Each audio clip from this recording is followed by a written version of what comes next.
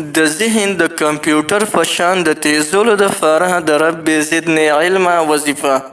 زما عزتمندو، که زموږ او ستاسو ذهنونه کمزوري وي او یو خبره واورو دوباره زموږ نه خبره هېروي.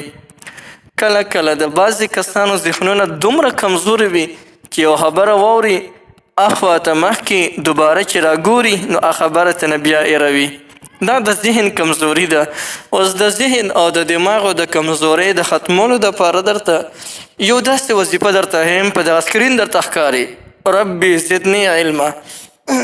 نو که دا وظیفه تاسو شروع وکړئ، الله جل جلاله به د دې وظیفې په برکت سره ستاسو ذهنونه دومره تیز کړي چې هر یو خبره به درته انتهایي تر د ډېر چې دی وخته پورې یادوي.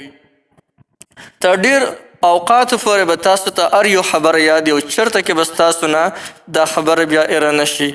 د ذهن د تیزولو دپاره یقینا چې دا وظیفه انتهایي پاورفل وظیفه ده. رب العالمین په دې وظیفې کې ډېر لوی پاور ایښودی دی. او دا داسې وظیفه ده که د چا د عمر په وجه باندې د چا د عمر څخه یعنې عمر یې ډېر وي، د هغې د وجې نه د دماغو او د ذهن کمزوري وي، او یا هسې یو انسان کن ذهن دی، یعنی ذهن یې هسې بېسه ګنده دی، یا د چا ذهن دی او هغه انتهایي کمزوری دی.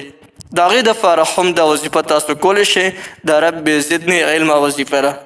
یا دې نه علاوه د طالبانو د هغې طالبانو دپاره چې هغه د یادولو والی، لکه د دویمې درېمې د اولې درجې والا طالبان او د څلورمې تر 4مې درجې پورې یادول وي سبقونه، هغه ته د هغې چې کوم دی اجرا ده. نو د دغې طالبانو دپاره هم دا وظیفه انتهایي مفیده وظیفه ده. او یا د حافظان وي، یعنی هغه کسان چې قرآن مجید یادوي، د هغې دپاره هم ډېره زیاته مفیده ده. او د سکول هغه سټوډنټان چې هغوی د سبق یادوي لیکن یادیږي یې نه، ذهن انتهایی کمزوری دی، د هغې دپاره هم بلکل عمده وظیفه کو په دې طریقې سره وکړي کومه طریقه چې درته ښیم. انشاءالله ذهن به د کمپیوټر په رنګ کې تیز شي، هر یو خبره به درته تر د عمر پورې یادي، چېرته به دنه هېره نه شي. که سبق یادی انتهایی به درته آسان شي. دومره پاورفل وظیفه ده محترمه. اول دې باندې ځان پوه کړه چې زموږ دا ذهن ولې کمزوري کېږي، دا څه داسې خاص وجه ده. نو که دغه عادت په چا کې موجود وي او دا کار چا کې موجود وي، دا د ځان نه وباسي، رب العالمین به د دوی ذهنونه انتهایي تیز کړي. کوم یو انسان چې په کثرت سره ګناه کوي، یعنې ګناهونه ډېر زیات کوي، نو د کثرت د ګناه د وجې نه د انسان ذهن باندې ډېر لوی جور اثر پروزي. چې کوم انسان ګناهونه ډېر کوي د هغه ذهن انتهایي کمزوري کېږي. نو د ذهن د تیزولو دپاره دا وظیفه انتهایي کافي اثر لري. الله جل جلاله به د ذهن ډېر زیات تیز کړي. نو تاسو د ټولو اول د ګناه کارونه پرېږدئ او د هغې نه پس دا وظیفه شروع وکړئ. انشاءالله تاسو به د دې پاور په خپلو سترګو باندې څه کړئ.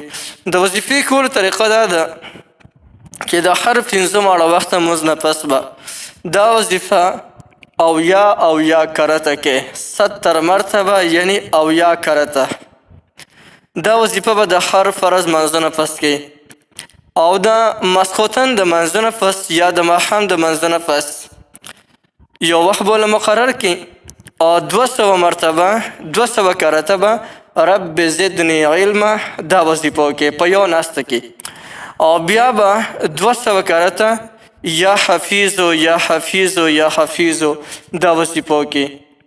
او د هغې نه پس به الله جل شانهو ته لاس پورته کړي. کله چې دا وظیفه وکړي نو الله جل شانهو ته به لاس اوچت کړي او سوال به وکړي، یا الله زما ذهن تیز کړي، زما حافظه تیزه کړه، یا الله زما په ذهن کې برکت واچوي، یا الله ذهن مې انتهایي تیز کړي. نو الله جل جلاله به د دې وظیفې په برکت سره ذهن ډېر زیات تیز کړي. او داسې به د رب العالمین ذهن تیز کړي چې بیا کله یو خبره واوري نو هغه هر یو خبره به تا ته تر د عمر پورې یادي، چېرته کې به دا خبره د ستا نه هېره نه شي. نو ډېره زیاته زبردسته او ډېره زیاته مفیده وظیفه هم درته وښوله. نو بلکل دا وظیفه تاسو کولی شئ د دې وظیفې تاسو ته مکمل اجازت دی. هر څوک د دې وظیفې نه مکمل فایده اخیستلی شي، فلم دا وظیفه کولی شي او نور یاران دوستان او ملګرو ته هم دا وظیفه تاسو ښولی شي.